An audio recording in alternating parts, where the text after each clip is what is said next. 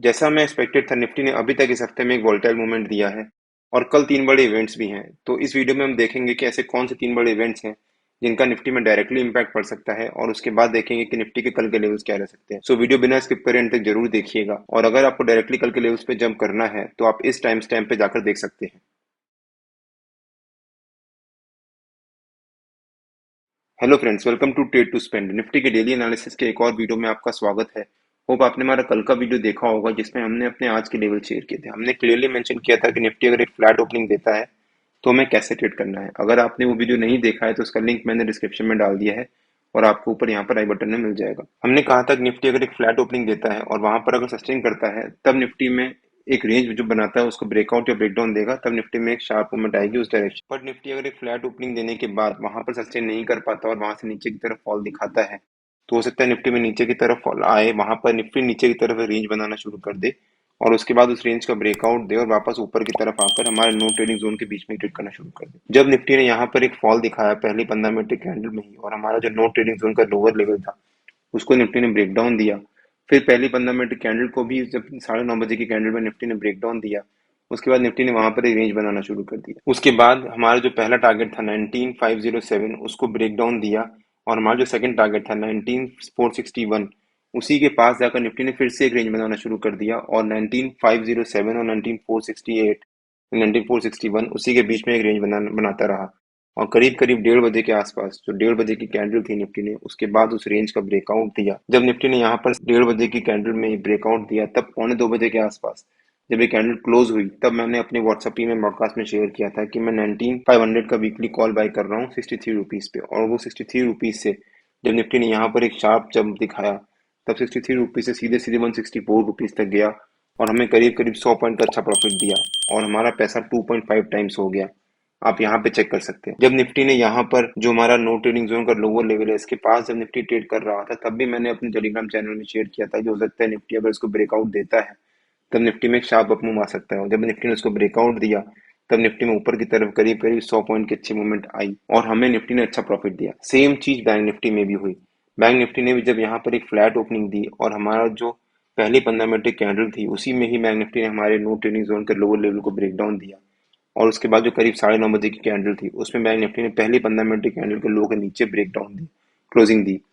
तब मैंने अपने व्हाट्सएप टीम में ब्रॉडकास्ट में अपडेट किया था कि मैं 44,600 का वीकली पुट बाय कर रहा हूँ 157 रुपीज पे। और 10:15 बजे के आसपास जब हमारा जो बाइंग ट्रिगर हुई 157 रुपीज पे उसके बाद 157 रुपीज सीधे सीधे 217 रुपीज तक गया और वहां पर भी हमें 60 पॉइंट का अच्छा प्रॉफिट दिया। आप यहाँ पे चेक कर सकते हैं। उसके बाद बैंक निफ्टी ने भी यहाँ पर एक रेंज बनाना शुरू कर दिया और बैंक निफ्टी ने भी 2:30 बजे के आसपास उस रेंज का ब्रेकआउट दिया और एक अच्छा मूवमेंट दिया। बट उस समय हम निफ्टी को ट्रैक कर रहे थे और वहां पर हमें अच्छा प्रॉफिट भी हो रहा था जिस वजह से मैंने बैंक निफ्टी में अपॉर्चुनिटी मिस कर दी। अब निफ्टी के चार्ट पे वापस आ जाते हैं।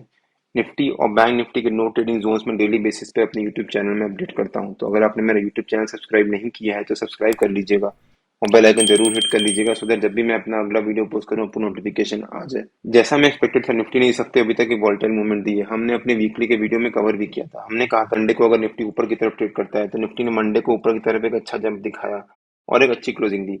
बट ट्यूसडे को फिर निफ्टी ने वहां से एक फॉल दिखाया और एक नेगेटिव क्लोजिंग दी और आज निफ्टी ने फिर से एक शार्प फॉल दिखाया और फिर वापस एक शार्प रिकवरी दिखाई और एक अच्छी क्लोजिंग दी। तो निफ्टी में मंडे को ऊपर, ट्यूसडे को नीचे, फिर वेडनेसडे को ऊपर। अब कल थर्सडे को हो सकता है निफ्टी में फर्स्ट हाफ में एक फ्लैट मूवमेंट ही रहे बिकॉज वीकली में अभी तक जैसा मैं एक्सपेक्टेड था निफ्टी ने वैसा ही मूवमेंट दिया है। तो अगर आपने हमारा वीकली का भी वो वीडियो नहीं देखा है तो उसका भी लिंक मैंने डिस्क्रिप्शन में डाल दिया है और आपको ऊपर यहाँ पर आई बटन में मिल जाएगा। वो जाकर जरूर देखिएगा, उससे आपको आइडिया होगा कि निफ्टी के लेवल्स कैसे निकाल सकते हैं और इस हफ्ते के निफ्टी के लेवल्स हमने क्या शेयर किए थे। निफ्टी में कल तीन बड़े इवेंट्स हैं। पहला इवेंट है कि कल आरबीआई की पॉलिसी, मॉनेटरी पॉलिसी का अनाउंसमेंट भी है। तो करीब करीब 10:15 बजे के आसपास आरबीआई की मॉनेटरी पॉलिसी का अनाउंसमेंट होगा। सेकंड इवेंट है कि जो नो कॉन्फिडेंस मोशन है उसका रिजल्ट भी आएगा। तो वो भी कल या तो मार्केट आवर्स में आ गया तो मार्केट आवर्स के बाद आएगा। अगर वो मार्केट आवर्स में आता है तो उसका डायरेक्ट इम्पैक्ट निफ्टी पे पड़ेगा मार्केट आवर्स में ही। और थर्ड है कि कल निफ्टी की वीकली एक्सपायरी भी है और ये तीनों चीजें एक ही दिन पड़ रही हैं। आरबीआई की monetary policy, no confidence motion का रिजल्ट और वीकली एक्सपायरी।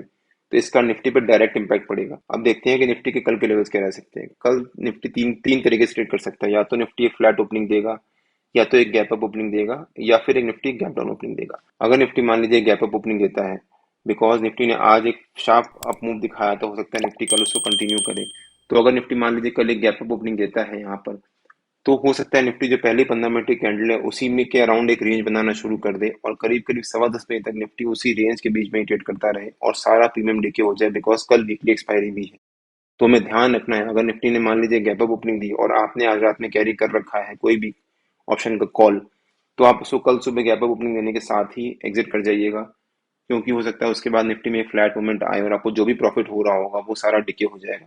तो निफ्टी मान लीजिए कल एक गैप अप ओपनिंग देता है और यहाँ पर निफ्टी अगर थोड़ी देर सस्टेन करता है करीब 10:15 बजे तक, तो हो सकता है 10:15 10:30 बजे के आसपास जो भी निफ्टी ने यहाँ पर एक रेंज बनाई होगी, तो 10:15 10:20 के आसपास उस रेंज का निफ्टी, अगर आरबीआई की पॉलिसी को डिपेंड करता है, अगर पॉलिसी पॉजिटिव आई तो निफ्टी ऊपर की तरफ ब्रेकआउट देगा और अगर पॉलिसी नेगेटिव आई तो नीचे की तरफ ब्रेकडाउन देगा। जैसे भी पॉलिसी आएगी उसके ऊपर इम्पैक्ट, डायरेक्ट इम्पैक्ट पड़ेगा और उसके बाद निफ्टी में 10:15 10:20 के आसपास एक शार्प मूवमेंट आ सकती है। अगर आरबीआई ने इंटरेस्ट रेट बढ़ाया तो हो सकता है वो निफ्टी के लिए निफ्टी में नेगेटिव की तरफ ट्रेड करना शुरू कर दे और निफ्टी में एक शार्प फॉल आ जाए। बट अगर आरबीआई ने इंटरेस्ट रेट नहीं बढ़ाया या फिर इंटरेस्ट रेट कम किया तो निफ्टी में ऊपर की तरफ एक शार्प मूवमेंट आ सकती है। हो सकता है उसके बाद निफ्टी ऊपर की तरफ 10:15 10:20 के आसपास एक अच्छी रैली दिखाए। बट हो सकता है निफ्टी 10:15 बजे से लेकर 11:15 या 11 बजे तक ही एक रैली दिखाए किसी भी डायरेक्शन में ऊपर या नीचे की तरफ, और 11 बजे के आसपास फिर से निफ्टी एक साइडवेज मूवमेंट दिखाना शुरू कर दे। मान लीजिए गैप अप ओपनिंग देने के बाद करीब 10:15 बजे के आसपास निफ्टी एक फॉल दिखाता है, हो सकता है फॉल दिखाने के बाद 11 बजे के आसपास निफ्टी जो भी एक लेवल बनाएगा उसके आसपास एक रेंज बनाना शुरू कर देगा और फिर से निफ्टी वेट करेगा कि जो नो कॉन्फिडेंस मोशन है उसका रिजल्ट का, उसका जो भी रिजल्ट आएगा उसके ऊपर डिपेंड करेगा कि निफ्टी की अगली मूवमेंट क्या रह सकती है। अगर वो रिजल्ट पॉजिटिव आता है तो निफ्टी में ऊपर की तरफ मूवमेंट आ सकती है, बट हो सकता है वो मूवमेंट थोड़ी सी स्लो हो, बिकॉज हमारे में से ज्यादातर लोगों को या सबको पता है कि उसका रिजल्ट का आउटकम क्या आना है। मान लीजिए पॉजिटिव उसका आउटकम आता है तो निफ्टी में ऊपर की तरफ एक मूवमेंट आएगी, बट उसके बाद हो सकता है निफ्टी में वहां पर एक स्लो मूवमेंट ऊपर की तरफ आना शुरू हो जाए। बट अगर उसका रिजल्ट नेगेटिव आता है तो निफ्टी में नीचे की तरफ बहुत शार्प फॉल आ सकती है, तो हमें रेडी रहना है उस चीज के लिए। तो कल हमें 2 बार अपॉर्चुनिटी मिल सकती है। 10:15 बजे के आसपास निफ्टी में एक अपॉर्चुनिटी मिल सकती है जब आरबीआई की पॉलिसी का अनाउंसमेंट भी होगा, और उसके बाद करीब करीब 2 बजे के आसपास या 2:30 बजे के आसपास अगर नो कॉन्फिडेंस मोशन का रिजल्ट आता है मार्केट आवर्स में, तो तब हमें एक अपॉर्चुनिटी मिल सकती है। निफ्टी के लिए कल के लेवल्स में अभी शेयर नहीं करूंगा, बिकॉज कल कुछ भी हो सकता है। निफ्टी हो सकता है गैप अप ओपनिंग दे, गैप डाउन ओपनिंग दे या फिर एक फ्लैट ओपनिंग दे और किसी भी डायरेक्शन में एक शार्प मूवमेंट आ सकती है। तो निफ्टी के लिए मैं कल के लेवल शेयर नहीं करूंगा। निफ्टी के जो भी लेवल्स होंगे वो टेलीग्राम चैनल में मैं डेली बेसिस पे शेयर करता रहता हूँ। तो निफ्टी के जो भी लेवल्स होंगे वो कल भी मैं टेलीग्राम चैनल में शेयर कर दूंगा। तो अगर आपने मेरा टेलीग्राम चैनल ज्वाइन नहीं किया है तो उसका भी लिंक मैंने डिस्क्रिप्शन में डाल दिया है और आप मेरे को टेलीग्राम में ट्रेड टू स्पेंड नाम से मार्केट ज्वाइन कर सकते हैं। अगर आपको वीडियो अच्छा लगा हो तो please like share and subscribe और बेल आइकन जरूर हिट कर लीजिएगा, सो दैट जब भी मैं अपना अगला वीडियो पोस्ट करूँ आपको नोटिफिकेशन आ जाए। Till than happy trading and जय हिंद।